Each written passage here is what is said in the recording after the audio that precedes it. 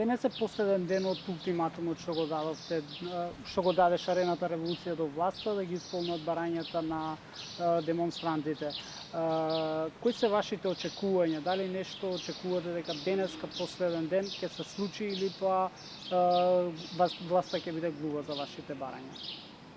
Со оглед на тоа што денес е неработен ден, значи следува продолжен викенд, не очекувам ништо значено да се случи во овие денови. Меѓутоа, јас морам да ви кажам дека не очекував никога го поставивме 18 јуни како последен ден за исполнување на нашите барања. Не очекував дека нешто значајно ќе се смени. Зашто би се сменила власта која 10 години глува за барањата на народот, зашто во овие последни денови би презала нешто. Нема да ни кажете кои ќе бидат следните чекори? Па нема да... Јас се надевам, се надам, јас и ние како Шарената револуција стоиме на тоа дека ќе продолжиме и нема да се откажеме од нашите барања и дека ќе се радикализираат протестите на одреден начин за кој што нема да зборувам сега, се разбира, меѓутоа да, ќе продолжиме, не се откажуваме секако. Дали Шарената револуција, пошто гледаме дека почнаа политички преговори, дали Шарената револуција ќе заземе место, столче бара во преговорите? Дали ќе прифати преговори за надминување политичката криза? Шарената револуција уште кога го постави 18 јуни како последен дел за исполнување на барањата, едно од барањата, не од двете главни, меѓутоа од останатите барања, беше дека граѓанскиот сектор мора да биде вклучен во разрешување на политичката криза во Република Македонија. Со тоа што да, тоа не значи дека ќе се испартизира и дека утре ќе се јавиме и на избори како Шарената партија или нешто такво. Не, напротив. Ние мислиме дека наша задача е да бидеме тука за да ги критикуваме сите овие, а и сите следни власти. Така што да, треба да биде вклучен граѓанскиот сектор во решавање на кризата. Мислите невладините организации? Невладините организации, да. Но, например, сега Шарената револуција не е составена од Не е составена, меѓутоа организации. има представници на невладини организации, има луѓе кои што со својата долгогодишна работа покажале дека треба да бидат дел и дека можат да придонесат во разрешување на кризата.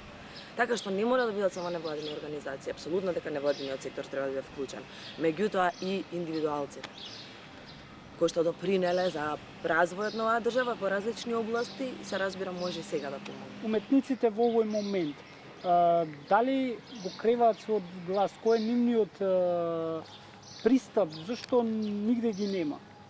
Тука се, ги има. Само што проблемот е тоа што ние се навикнавме низ годините да гледаме уметници како партиски војници, а не уметници како дел од политичката сцена во државата која што се бори за граѓанското општество и за правата на граѓанското општество. Тука се. Дали постојат притисоци на работа, на дел од демонстрантите? Дали вас лично имате притисоци? Во последниот период јас лично немам, а се разбира дека има. Меѓутоа луѓето се помалку и како минува времето, се помалку и помалку сакаат да зборуваат за тоа. Во моментот кога се охрабриат да излезат на улица и да се борат за сопствените права, кои што последниве години им се подземени, како да решија да не зборуваат за другите работи, за притисоците кои што се случуваат, верувам дека и полесно да се заборави, да се излезе на улица, ако се преправаме дека нема притисоци. Меѓутоа, тоа е исто една од алатките на оваа власт против која се бориме. И за да се избориме, мора да зборуваме отворено и гласно. Вашата визија за следниот период или па не знам, наредните 5 години да речеме? Така како што веќе во неколку наврати кажав, задачата на граѓанското општество, односно на Шарената револуција, не завршува со паѓањето на Груевски фамилијата од власт. Напротив, ние после тоа ќе имаме уште потешка работа, да се избориме да го изградиме системот кој што е буквално срушен. Ние ќе треба да го изградиме одново и тоа да го одржиме. И мислам дека тоа е најтешката задача што во следниот период ќе дојде. Исто така се надевам и на подобри денови за театарот во државата, кој што ќе престане да служи на власта, ќе се избори за себе и ќе ја критикува наместо да служи и ќе го обликува општеството наместо да служи на власт. Нешто друго? Па тоа е. Тоа е сега. За сега ќе видиме како ќе се развиваат работите. Искрено не очекувам дека денес ќе има некоја огромна промена.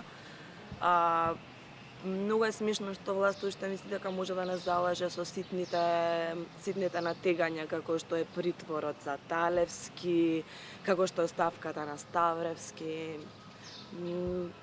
Чудно е што не се свесни дека тоа не е доволно. Дека не се бориме за тоа. Се бориме за правда, а не за селективна правда, не за праќање на одредени луѓе во затвор за да се спасат 2 члена на фамилијата всушност.